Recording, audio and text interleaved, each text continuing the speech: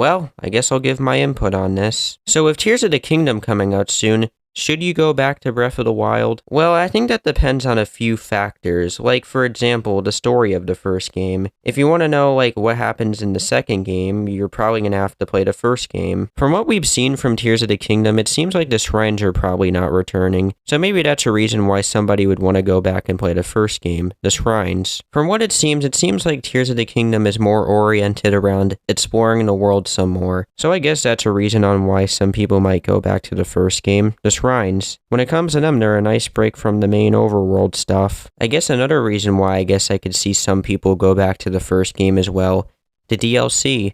You probably have never played the DLC and you might want to play it. So let's say you're playing Tears of the Kingdom and you say to yourself, hey, I haven't played the DLC expansion of the first game, so I want to go back and do that.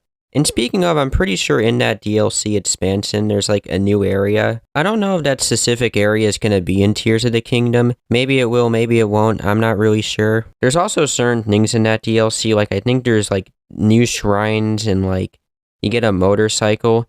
I don't know if that stuff's going to be in Tears of the Kingdom, but if it is, then there's probably no reason to go play the DLC. I guess another reason on why somebody might want to go back to Breath of the Wild is nostalgia. The game isn't really that old yet, so I don't know if anyone feels like nostalgic for Breath of the Wild. The game's like 5 years old, so I can't really say anything. All I can really say to end off this video is, well, if Tears of the Kingdom basically has everything from the first game but changed a little bit, and things from the DLC, then there's probably really no reason to go back to the first game. Maybe if you're nostalgic for the first game, you're going to want to go back, but for someone like me and maybe a few other people, we're probably not going to want to go back to the first game. So with that, there's just really nothing else to say.